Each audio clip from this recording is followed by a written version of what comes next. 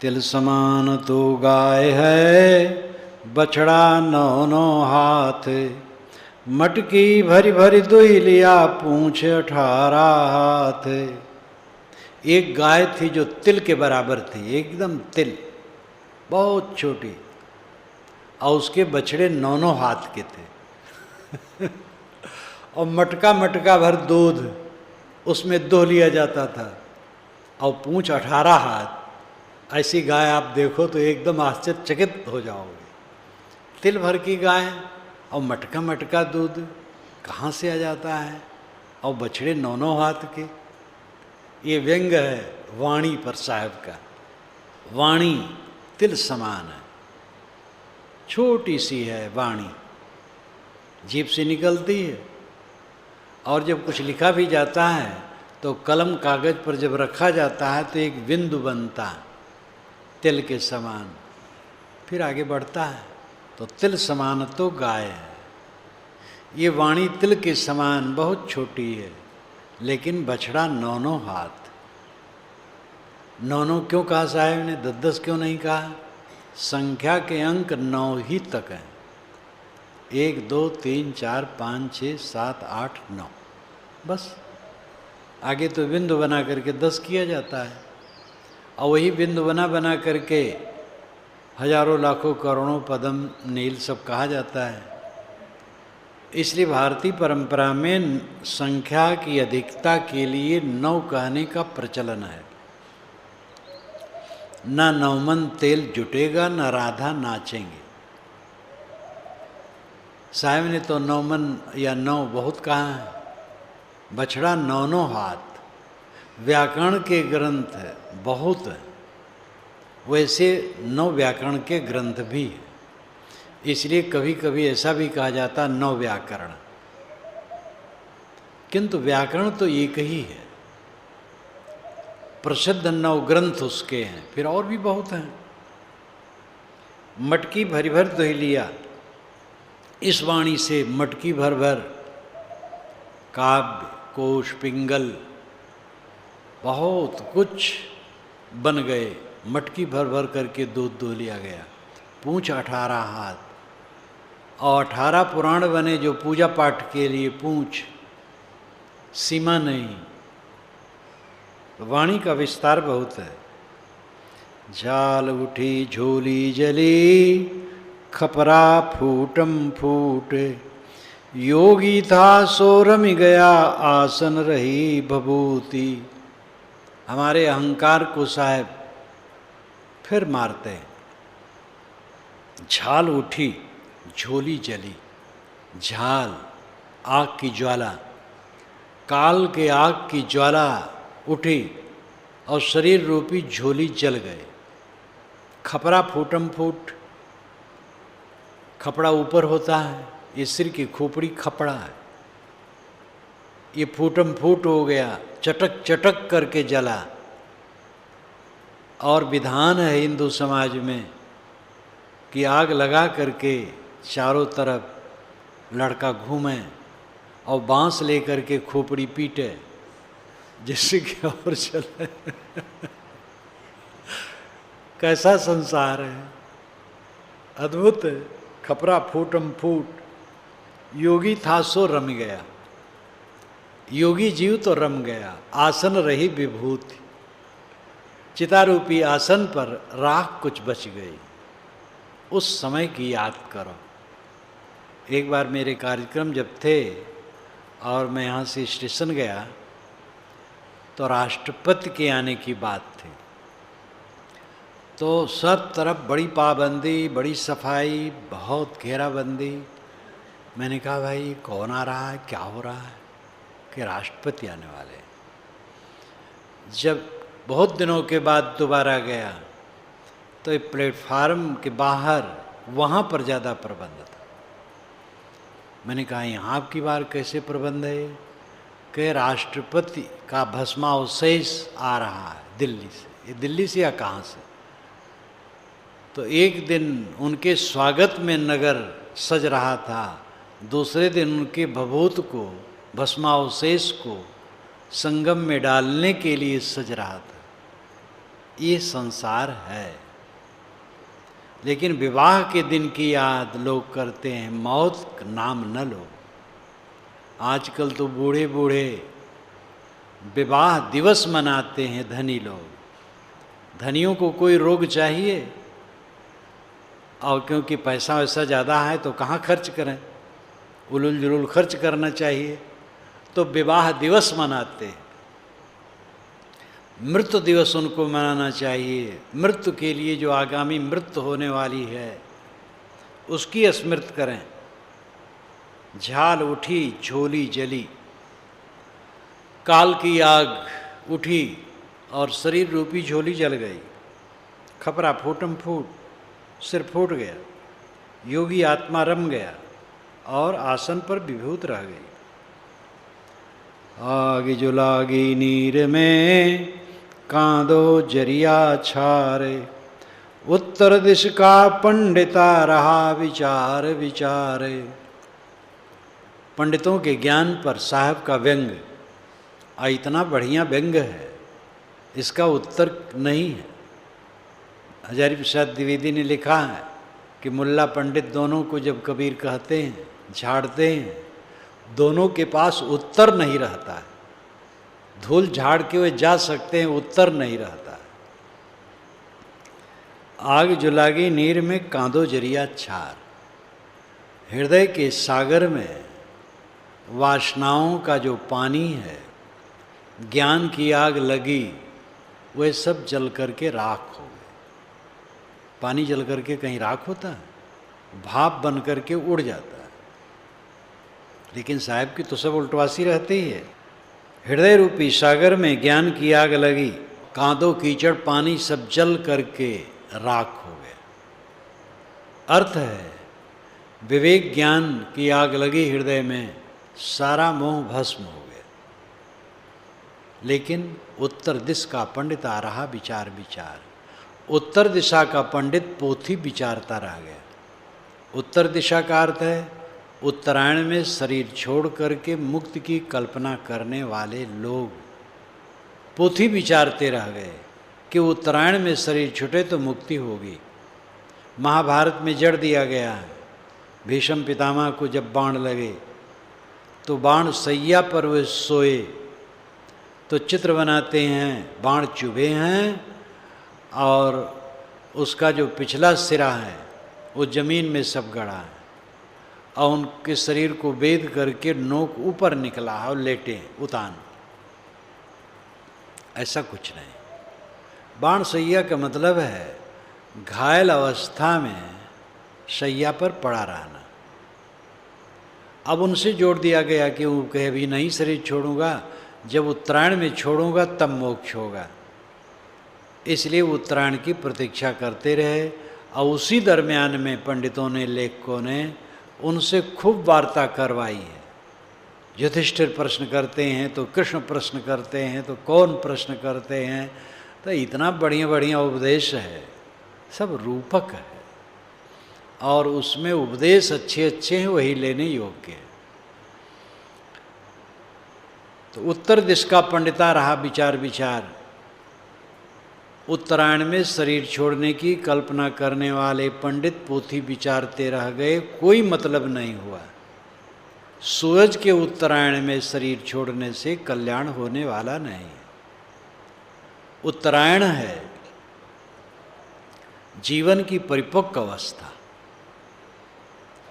जब सारे विकार धुल जाएं, मन निर्मल हो जाए, ये उत्तरायण है, और इसमें मोक्ष होता है।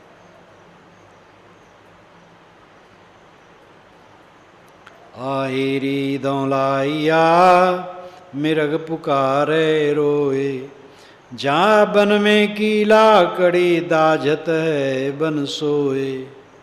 आहिरी दौलाइया, आखेट करने वाला शिकारी दावाग्नि लगवाता है। राजे लोग प्राय करते थे, वह अपनी छोटी सी सेना लेकर घोड़े पर या हाथी पर सवार होकर दूसरे तरफ जंगल में आग लगवाते थे।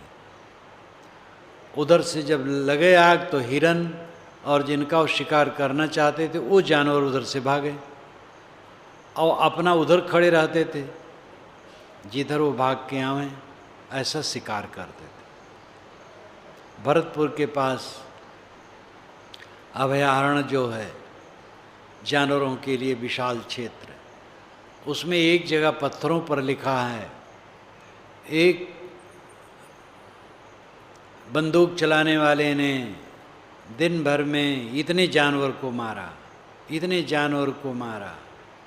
एक अंग्रेज के विषय में लिखा हो कई 100 जानवर को कितने क्षण में मार डाला। मैंने कहा ये सब हत्यारों का यहाँ लिखा है, क्या बड़ाई इसमें है। मैंने इतने बड़े शिकारी, इतने निपुण। आहिरी दौं लाइया मिर्ग पुकारे रोए, जानवर बेचारे रो रो के पुकार रहे हैं, कौन उनको बचाए। जा बन में की लाकड़ी दाजत है बन सोए, जिस जंगल की लकड़ी है जल करके उसी जंगल को जलाती है। ये शब्दार्थ हो गया, भाव है आहिरी दो लाइया। भ्रामक गुरु लोग कल्पना वाणी की आग लगाए संसार में, और सारा संसार कल्पना की आग में जलने लगा। मिर्ग पुकारे रोए, मिर्ग पशु, विवेकहीन मनुष्य रो रो के पुकार रहे हैं, हे भगवान हमारा उद्धार करो। भ्रामक गुरुओं ने बताया पुकारो तब तुम्हारा उद्धार होगा।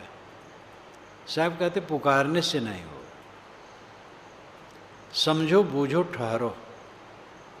जा बन में की लाकड़ी दाजत है बन सोए, जिस बन की लकड़ी है जल जल करके उसी बन को नष्ट कर रही। ये अपने सजाती मनुष्य ही मनुष्यों को भटका रहे, भ्रांति का विस्तार करके मनुष्य ही मनुष्य को भटकाता है। भूत प्रेत जादू टोना जंतर मंतर, ग्रह लगन मुहूर्त दिशाशूल शकुन अपशकुन, अंग फड़कना, किसी अलौकिक कल्पना में लटकाना मनुष्य को, परमुखापेक्षी बनाना। पूजो किसी को, प्रार्थना करो, रो गिड़गिड़ाओ तो दया करके वो दुख दूर कर देगा।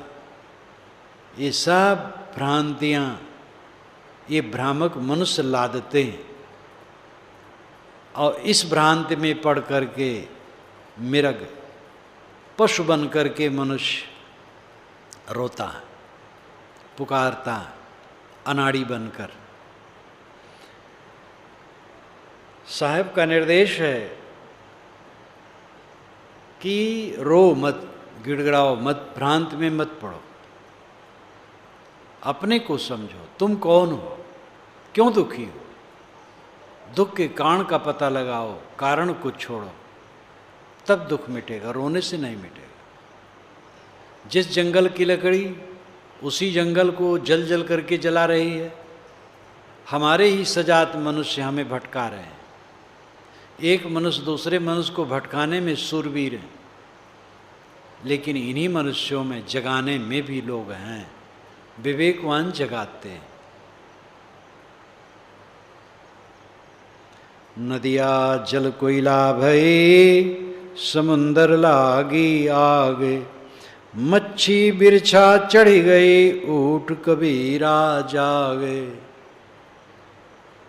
समुद्र में आग लग गई तो समुद्र तो जला ही, समुद्र से लगे जितने नदी नाले थे सब जल करके खाक हो गए। नदिया जल कोयला भई, समुंदर लागी आग, मच्छी बिरछा चढ़ गई। फिर पानी जलते हुए देख करके मछलियां पेड़ पर चढ़ गई। ऊठ कबीरा जाग, अय कबीर उठो और जागो। इतना ही अर्थ कर दो तो कुछ पल्ले नहीं पड़ेगा। अर्थ सरल है, सब तार घाट जाने। वेद का अर्थ, वेद के मंत्रों का अर्थ, कबीर वाणी का अर्थ, तार घाट जान ले तो अर्थ सब लग जाएगा। वेद में भी ऐसे बुझौल है और कबीर वाणी में भी बुझौल है। वेद में भी बहुत वाणी साफ हैं, कबीर वाणी में तो बहुत साफ है, तो हिंदी में है, कुछ शब्द जटिल हैं, बाकी तो बहुत खुले हैं। ये अलग बात है कि छंद होने से अर्थ छिपा रहता है। काव्य को छंद कहते हैं, छंद का अर्थ होता है ढका हुआ। तो क्योंकि उसमें बहुत शब्द नहीं रखे जा सकते हैं, छंद को गुम्फित करने के लिए थोड़े ही शब्द रखे जाते हैं। नदिया जल कोयला भई समुंदर लागी आग, हृदय रूपी सागर में ज्ञान की आग लगी। तो हृदय के विकार तो जले ही, जो इंद्रियों की नदियाँ और नाले हैं उनके भी विकार जल करके खाक हो गए। ज्ञानाग्नि हृदय में लगी तो हृदय के विकार जले, इंद्रियों के विकार जले। नदियाँ जल कोयला भई समुद्र लागी आग, नदियाँ इंद्रियाँ हैं, समुद्र हृदय, हृदय में ज्ञानाग्नि लगी, हृदय के विकार जल गए और नदियों के यानी इंद्रियों के भी विकार जल गए। मच्छी चढ़ी, बिरछा चढ़ गई, मच्छी मछली मन स्वरूप ज्ञान के वृक्ष पर चढ़ गया, मन ऊपर उठ गया। जब हृदय विकार जला, इंद्रियों के विकार नष्ट हो गए तो मन ऊर्ध्वगामी हो गया। उठ कबीरा जाग, साहब कहते अय कबीर उठो जागो, तुम भी ये काम करो, हृदय में ज्ञान की आग लगाओ, हृदय के सारे मोह ममत्व जला दो, इंद्रियों के विकारों को फूंक दो, सारे विकारों को नष्ट कर दो, और तब मन ऊर्ध्वगामी होगा। धद्धा अर्धमाही अधियारी, अर्ध छोड़ी ऊर्ध्व मंतारी। ज्ञान चौतीसा में साहब ने कहा कि धा अक्षर कहता अर्ध में अधियारी है, नीचे मन जाता उसमें अंधकार है, इसलिए अर्ध छोड़ ऊर्ध्व मंतारी। अर्ध को छोड़ करके मन को ऊर्ध्व में लगाओ, तारी नाम ध्यान, ऊपर करो, मन निर्विषय करो।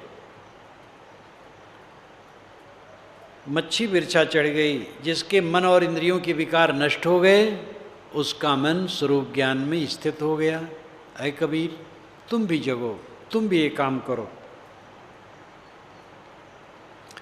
जे सिर घड़ा न डूबता, मैगल मलिमल नहाए, देवल बूढ़ा कलश सो पंच पियासा जाए। जिस सरोवर में घड़ा नहीं डूबता था उसमें हाथी मलमल के नहाता है। घड़ा कितना होगा? 1.5 फीट का, 2 फीट का, और वो सरोवर में डूबता नहीं था। अब उस सरोवर में हाथी मलमल के नहाता है। देवल बूढ़ा कलशो, देवालय मंदिर कलश के सहित डूब गया। कलश ऊपर होता है मंदिर के।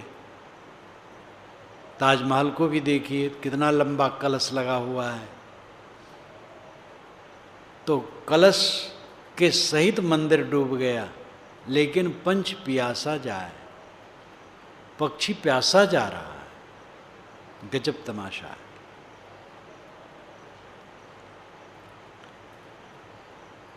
मिस्र बंधुओं ने लिखा है कबीर की उल्टवासियाँ मूर्ख सम्मोहन है। वह इस विषय में इतना ही समझे, कई बातों में तो बहुत बढ़िया समझे। ये मूर्ख सम्मोहन मात्र नहीं है, ये व्यंग है। भोलानाथ मिश्र जो रहने वाले चित्रकूट की तरफ के हैं और शांति निकेतन में वे रीडर रहे, अब तो रिटायर्ड होंगे, उन्होंने बहुत अच्छा लिखा है कि कबीर की जितनी उलटवासियाँ हैं सब व्यंग है। हम उल्टे चल रहे हैं, वे उल्टे ढंग से पकड़ते हैं, परिहास करते हमारे उल्टेपन की।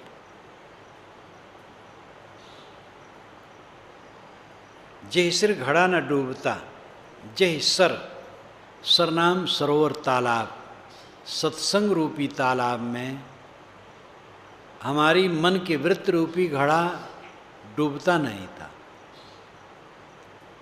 उसमें मैगल मलिमल नहाए।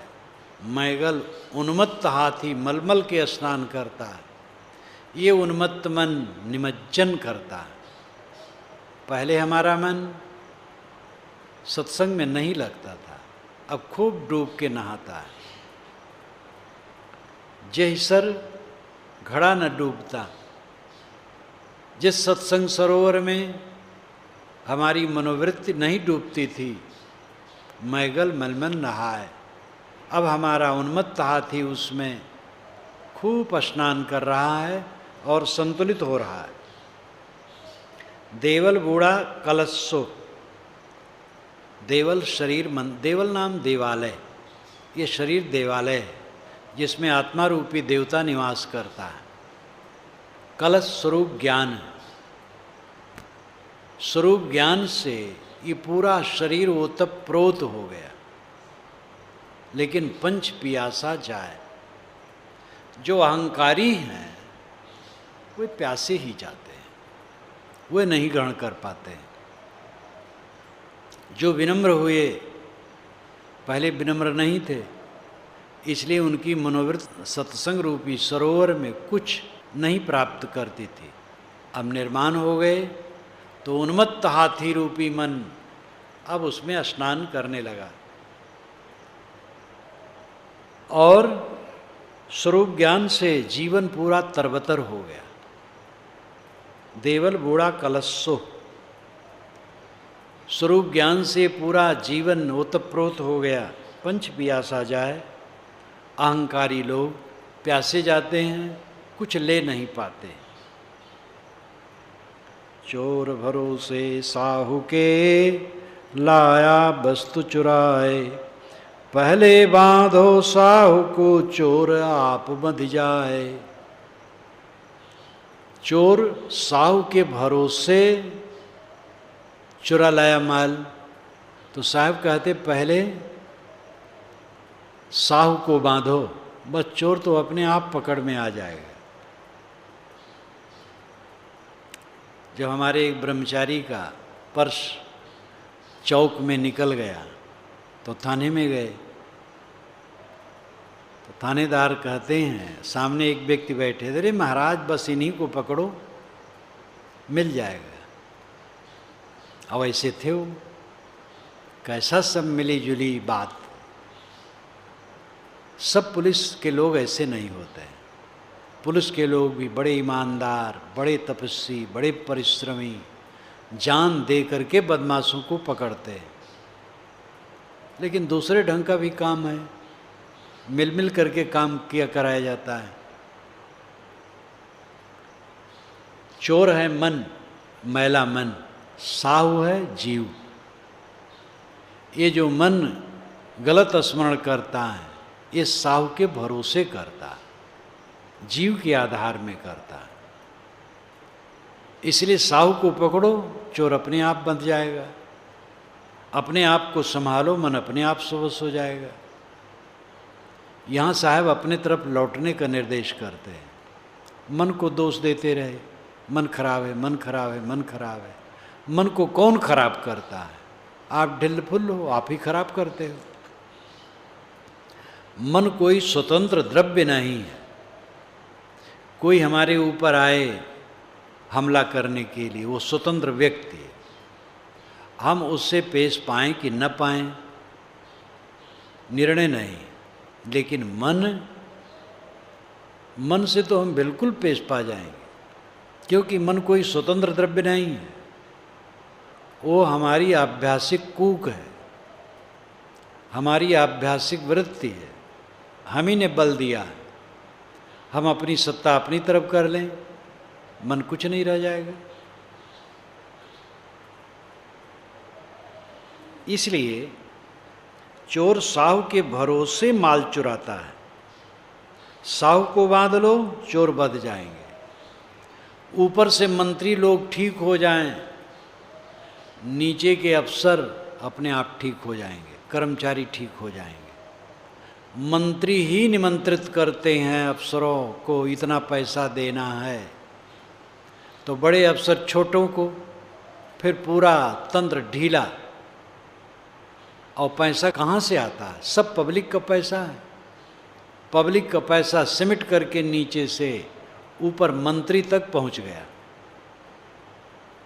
तब फिर लोग अन्याय करेंगे। जब मालिक स्वयं 2 नंबर का धंधा कराना चाहेगा तो पीछे वाले तो और खूंखार बनेंगे। इसलिए गलतियां होती हैं ऊपर से गलतियां न हों, ऊपर से सशक्त रहें तो नीचे किसकी हिम्मत है। एक बार उत्तर प्रदेश के गृह मंत्री चरण सिंह थे,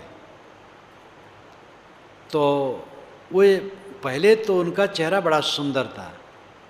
एक बार और किस विभाग के थे तो पटवारियों ने कहा कि हमारी तनख्वाह कम है, तनख्वाह बढ़े, तो स्ट्राइक ही नहीं किए, इस्तीफा देने लगे। हजारों पटवारी इस्तीफा दिए। उन्होंने कहा ले लो इस्तीफा, अपने संबंधित अधिकारियों से कहा लो इस्तीफा। इस्तीफा सब देते गए। फिर चौधरी चरण सिंह ने कहा कि अब नए लड़कों को भर्ती करो और उनको प्रशिक्षित करो। पटवारी लोग घबरा गए। जो नहीं इस्तीफा दिए थे वो रुक गए, और जो दिए थे तो गायबे खत्म हो गए। फिर नए पटवारियों को नियुक्त कर दिया। पहले बहुत कड़े थे, फिर गृहमंत्री हुए। जब गृहमंत्री हुए तो उत्तर प्रदेश में घूस बंद हो गया। और इतना ही नहीं, कंडक्टर 10 पैसा अधिक हो तो तुरंत लौटाता था। अब ऐसी सनसनीखेज बात फैली थी कि चौधरी चरण सिंह वेश बदल करके ऑफिसों में पहुंचते हैं। मैं बनारस में प्रकाशन में था तो बिनिया बाग में राजनेताओं का भाषण प्राय होता है। मैं भी गया चौधरी चरण सिंह को सुनने के लिए। उन्होंने कहा अगर मेरा फिर से राज्य हुआ उत्तर प्रदेश में तो इस कोने से उस कोने तक उसी दिन घूस बंद करवा दूंगा। ये प्रत्यक्ष उदाहरण है। वो शासक बड़े अच्छे थे, आगे चल कर के प्रधानमंत्री के लोभ में पड़कर उस पद के वो ठीक व्यवहार नहीं कर पाए, इसलिए अंत उनका खराब हुआ। प्रलोभन में आदमी पड़ जाता है तो अच्छा आदमी भी गिर जाता है। शासक बड़े अच्छे थे। अगर ऊपर के लोग ठीक रहें तो नीचे गड़बड़ कम होगा, बहुत कम होगा। लेकिन ऊपर ही से गद्दार जब बैठे हैं तो नीचे तक सड़ता। साहू के भरोसे चोर माल चुराता है, साहू को बांध लो चोर अपने आप बंध जाए। आप साहू हैं, आत्मा साहू है। आत्मा स्वयं सजग हो जाए, मन क्या करेगा? आपकी ढिलाई से मन की गड़बड़ी है।